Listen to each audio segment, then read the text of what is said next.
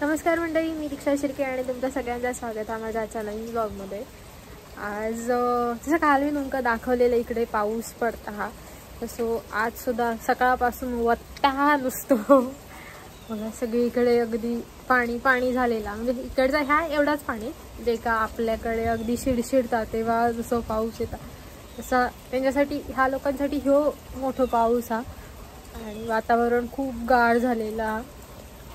आणखीन एक तुम्हाला दाखवचं हा ती म्हणजे हे बघा, झाडांचे कलर बदलाक लागले आहेत, म्हणजे पानांचे कलर बदलाक लागले आहेत। आणि बरीचशी झाडं अशी आहेत जी पुरी गळून गेली, म्हणजे त्याची पानं बॅक कॅमेऱ्यात दाखवतो।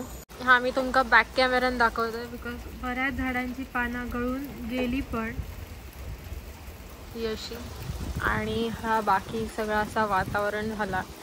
इकडे पानं पिवळी झाली आहेत, ही पानं पिवळी झाली, हळूहळू ही पानं गळून पडतली आहेत पिवळी होऊन। माझा आवाजही थोडंसं थरथरल्यासारखं येतं आणि मस्त पाऊस पडता। वातावरण तर छान आहे, म्हणजे भजी आणि चहा पिण्यासारख्या, पण इकडे गेल्यापासून मी चहा बंद केलं आहे, त्रास होत होतो म्हणून। हे बघा, इकडे दिवसभरात इकडे कोणी दिसायचं नाही, कोणी औषधात सुद्धा दिसणार नाही। मस्त वातावरण झालं आणि वारोय कसलो भारी सुटलो, आवाज आहे डेंजर येतात, पण इकडे घडघडना नाही, इकडे नुसतंच वारो असो सुटतात। घडघडलेला जेव्हा मी इकडे गेलेले आणि स्टार्टिंगला जेव्हा पाऊस होतो तेव्हा। बाकी असं वातावरण छान झालं। आता मी आज जातोय तर मंडळी, बाहेरचं वातावरण दाखवून आता मध्येच मी एक वेगळ्या टॉपिकवर जात आहे। कारण इकडे आता थोड्या दिवसांनी थंडी चालू होतली आहे, पाऊस तर आता चालू झालोच आणि हो गारो नंतर कंटिन्यू असतो मार्च एप्रिल पर्यंत सगळं थंड थंडच असताना।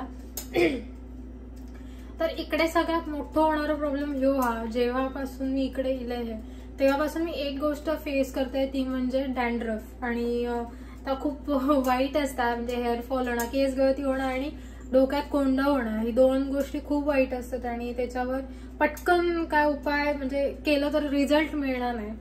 तर मी जेव्हा भारतात होते तेव्हा घराकडे मी कांद्याचा तेल, म्हणजे तेलात खोबऱ्या तेलात कांदो घालून किंवा कांद्याचं नुसतं रस काढून तो मी केसाक लावायचे। त्यामुळे तिकडे असताना फारसं प्रॉब्लेम मला कधी येत नव्हतं, मी केसांची व्यवस्थित काळजी घेत होते, म्हणजे केस पातळ असले तरी। पण इकडे गेल्यानंतर ह्या गोष्टींचा मी फेस करते आहे। सगळ्यात महत्वाचं म्हणजे ना, इकडे आता मी तुमचं तेल दाखवतलंय आहे मी कसा करतोय तर ह्या असा तेल घेऊचा लागता। ह्या तेलाची खरं तर मला सवय नाही हा, मला लहानपणापासून म्हणजे आमच्या आजीने आणि आमका घाण्यावरच्या तेलाची सवय केलेली आहे, त्यामुळे ह्या तेलांचा खरं तर मला त्रास होता, पण माझं नाईला जा। कारण आता थंडी चालू होण्याआधी जर मी ही तयारी नाही केली, एरवी तर मी नॉर्मल म्हणजे रोजमेरीचा तेल वापरते। रोजमेरी मी येताना ती वाळवलेली जी मिळतं ऑनलाईन ती घेऊन इलेलं आहे आणि त्याचा तेल करून मी वापरत होते। आणि इकडे एरंडेल तेल वगैरे ऑनलाईन ऑर्डर केलेला, त्यामुळे चलन गेला। बट ह्या सगळ्याची तयारी नाही केली तर ह्यो माझं हिवाळू जाणं थोडासा डिफिकल्ट होताला। तर काय ह्या तेलाची सवय नाही आहे, पण इकडे गेल्यापासून मी हाच तेल वापरते। ह्या तेल वापरून माझ्यासाठी तेल करूचा लागताला। तर अगदीच खूप सोपे सोपे गोष्टी आहेत, पण हा कोणाक जर कोणत्याही गोष्टीची अलर्जी असतात तर ता तुम्ही वापरू नका। मी जस्ट तुमच्याला शेअर करते, कारण इंडियन स्किन टोनला कदाचित जे मी गोष्टी वापरते ते चलान जातले। तर सगळ्यात पहिला म्हणजे तेल, आणि जर तुमका घाण्यावरचं तेल मिळाला, तुम्ही घराकडे जर तेल काढत असाल, कोणाची जर बागायत वगैरे असाल तर तुम्ही ता तेल वापरा, ह्या बाजारचा तेल वापरण्यापेक्षा। कारण आमच्याकडे राजच्या घराकडे त्यांचे माड ती तर तेल काढतातच, पण आमच्याकडे मावशी वगैरे किंवा आईच्या माहेरची लोक ती कोण ना कोण आमका तेल देतात, त्यामुळे आमका तर तेल वर्षभर पुरात एवढा तेल आमच्याकडे असतात। त्यानंतर तेल आणि दुसरे इन्ग्रेडियंट तो म्हणजे कांदो, जो मी बारीक तुकडे करून घेतले। असं काही नाही, माझ्याकडे भांडा छोटा हा म्हणून केलंय, नाहीतर मी जेव्हा इंडियात असते तेव्हा मी आपण वाटणात कापतो तसे मोठे तुकडे सुद्धा ठेवतोय।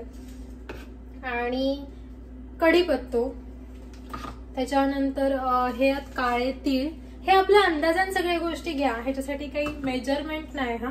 आणि तीळ मी मेहंदी जेव्हा घालायचं आहे ना, म्हणजे नंतर मेहंदी घालूची कमी केले बिकॉज मी हेअर कलर केलेलं आहे म्हणून, तर मी मेहंदीत सुद्धा मेथी, म्हणजे ज्या दिवशी मी मेहंदी भिजवायचे त्याच दिवशी मेथी पण भिजवायचे आणि मेहंदीत मी अंडा मेथी घालायचे हा मिक्सरला लाव। आणि एक छोटीशी गोष्ट आहे ती म्हणजे आला. ह्या मी आला थोडा सुकलेला घेतलाय. हे म्हणजे माझ्याकडनं पेस्ट होणार होता, टाकून द्यायचं लागणार. ह्या मी जेवणात वापरू शकत नाही, पण ह्या मी केसासाठी वापरू शकते हे, म्हणून मी ता घेतलाय ह्या. आणि ह्यो हा ॲलोवेरा म्हणजे कोरफड जे का आपण म्हणतो. ह्या आमच्याकडे जेव्हा होतं म्हणजे माझ्या घराकडे कुडाळात आमच्याकडे ॲलोवेरा होता, त्यामुळे मी भरभरून घालायचे. पण इकडे हा विकतचा घेऊचा लागता, त्यामुळे खूप सांभाळून वापरूचा लागता. दुसरी गोष्ट म्हणजे कढीपत्ता सुद्धा.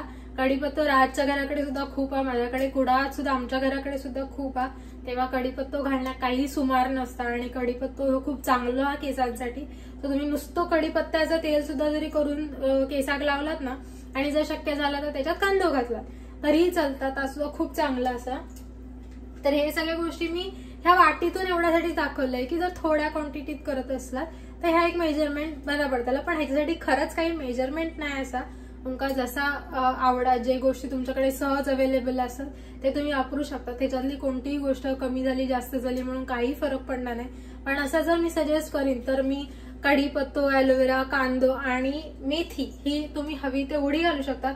आला थोडासा कमी घाला बिकॉज आला गरम असता, त्यामुळे बाकी काहीही प्रॉब्लेम नाही असा. बाकी हे गोष्टी आणि जर तुमका म्हणजे काय वेगळा वापरत असला तर तुम्ही ता सुद्धा ऍड केला तरी चालता. बरं, ह्याच्यात जर तुम्ही दुसरी कोणती ऑइल ऍड करत असल्या म्हणजे कॅस्टर ऑइल वगैरे जर तुमका ऍड करूचं असत तर ह्या तेलात कधीच घालू नका. म्हणजे गरम करताना कधीच त्या तेलात घालू नका. ह्या तेल जेव्हा गार होताला आपण ही सगळी प्रोसेस केल्यानंतर तेव्हा त्याच्यात मिक्स केलात ना तर चालता. गरम तेल असताना त्याच्यात वेगळी कोणती ऑइल ऍड करू नका, कारण माहित नाही त्याचा रिएक्शन होईल वगैरे. तर तशी काही रिस्क घेऊ नका, कारण तेल थंड झाल्यानंतर तर एकत्र लावला काही प्रॉब्लेम नसता. पण इकडे काय त्याची पुढे प्रोसेस होईल ह्या माहित नाही, म्हणून फक्त एक छोटीशी काळजी घ्या. आता मी तुमका दाखवते ह्या मी तेल कसा करता येता. माझ्या मागचो पसारो इग्नोर करा, म्हणजे त्याच्यावर काही कोणी कमेंट वगैरे करू नका. इकडे जागा कमी पडल्यामुळे नाही, त्यामुळे थोडंसं पसारो इकडे होता. ही बॉटल नवीनच होती त्यामुळे पॅकिंग त्याचं ओपन करू टाइम लागलो. आता मी ह्या बाकीचा मेजरमेंटने दाखवलंय म्हणून फक्त ह्या तेल मोजून घेत आहे, बाकी काय मुद्दाम असं नाही. हा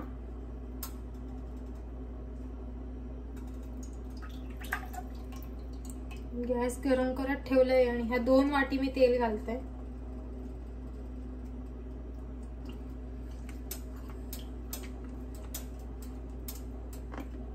दोन वाटी मी भरभरून असे नाही घालू काय, थोडा कमीच घातलंय बिकॉज ह्या तेल गोडताला आणि ह्या जेव्हाच्या तेव्हा नवीन असतात तर त्या बरा पडत म्हणून.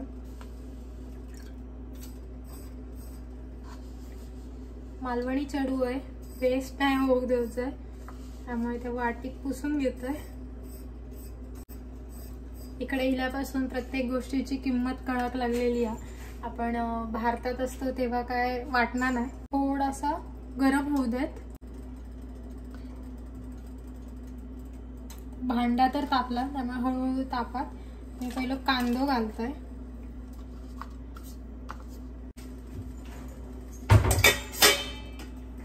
बाजूला जर जेवण चालू होतं तर भात झाकून ठेवले, कारण इकडची फोडणी नाही तर तिकडे जाय.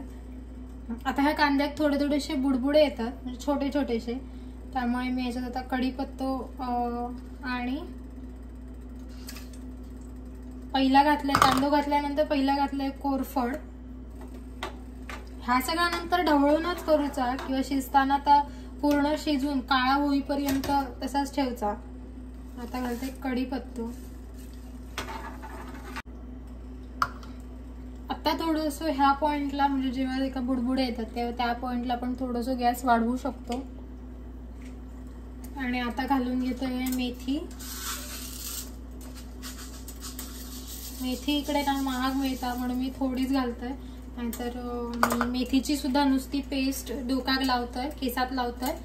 रात्रभर भिजवून ठेवायची आणि सकाळी मिक्सरला लावून केसांका लावायची आणि जेमतेम तासभर ठेवायची. प्रॉब्लेम फक्त त्याचा एवढंच होता, म्हणजे कधी जर केला तर नंतर माका गाळी घालतात म्हणून आधीच सांगतोय. त्याचा प्रॉब्लेम फक्त एवढंच हा की केसात थोडासा बुळबुळीत कसा राहता, तर त्याच्यासाठी थोडा वेळ लागता. म्हणजे पाणी आंघोळीसाठी भरपूर घ्या जेव्हा मेथी केसाक लावाल तेव्हा. आणि आता खूप वेळ सुकाक दिला ना तर घट्ट होता, म्हणजे जशी मेहंदी सुकल्यावर कशी तडतडीत होता तशी. त्यामुळे जेवढ्या लवकर म्हणजे अर्ध्या तासासाठी वगैरे तुम्ही वापरून धुवून टाकलात तर आता जास्त बरा होईल. म्हणजे जास्त वेळ ठेवू नका, अगदी खडखडीत होईपर्यंत. आणि लास्ट घातलंय हे मी तीळ.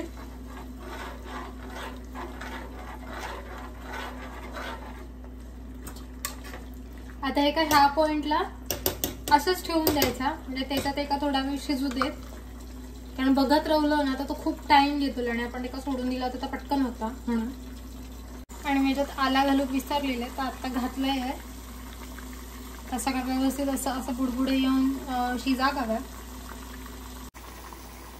अशा पद्धतीने ह्या सगळ्या शिजा कव्या, म्हणजे ह्या पाना वगैरे ह्या सगळ्या पूर्ण काळा काळा हो कव्या. म्हणजे जोपर्यंत ह्याचं सगळं अर्क त्याच्यात उतरणार नाही तोपर्यंत काय फायदा नाही. त्यामुळे ह्या सगळ्या व्यवस्थित शिजू दे. इकडे मी एका सारख्या बघतोय बिकॉज ह्या कॉईलवर जर तेल उडालं ना तर आग पेटता, म्हणून थोडासा इकडे जपून करूचा लागता. पण जेव्हा आपल्याकडे करतो तेव्हा तेवढं काय प्रॉब्लेम येऊचं नाही. फक्त भांडी व्यवस्थित असं थोडी मोठी घ्या, आणि जर बुडबुडे उडाले तर आपल्याकडे सुद्धा ते का आग लागू शकता. त्यामुळे आला मी मगाशी तुमका घालताना दाखवू विसरलंय, बट मी नंतर ह्या आला घातलंय. आणि मी अगदी झेजरून म्हणजे असं चेचून घातलंय हे. तुम्ही वाटला तर तुम्ही किसून घालू शकता किंवा तुकडे करून सुद्धा घालू शकता. हा ऍक्च्युली थोडासा सुकलेला म्हणून मी ते का चेचून घातलंय. ह्या अजूनही शिजता हा, पण मी ह्यो व्हिडिओ मध्येच कट करते आहे बिकॉज यासाठी, कारण मी एक्झॉस्ट लावलंय आहे. आवाज येऊच नाही व्यवस्थित म्हणून मी हा बंद केलाय आहे. आता एक 10 मिनिटं झालेली आहेत आणि माझा गॅस बारीकच आहे, 2 वर आहे.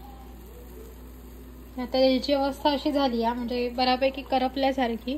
आणि ह्या पॉइंटला आता आपण गॅस बंद करून ठेवू शकतो, कारण तेल गरमच असता.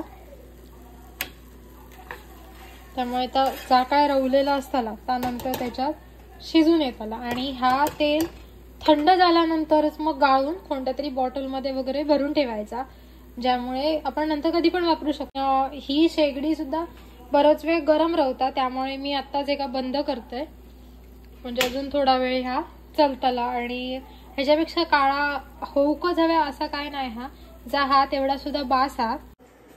तर आज केलेला तेल मी उद्या तुमका लावून सुद्धा दाखवतले, म्हणजे कोणाक शंका नको की हा तेल करून तर दाखवलं ना आपण या स्वतःच वापरता की नाही. तर उद्या शनिवार आहे, त्यामुळे मी हा तेल उद्या लावताना सुद्धा तुमका दाखवीन. तर आजच्या पुरता एवढाच. भेटूया पुढच्या ब्लॉगमध्ये. तोपर्यंत बाय बाय.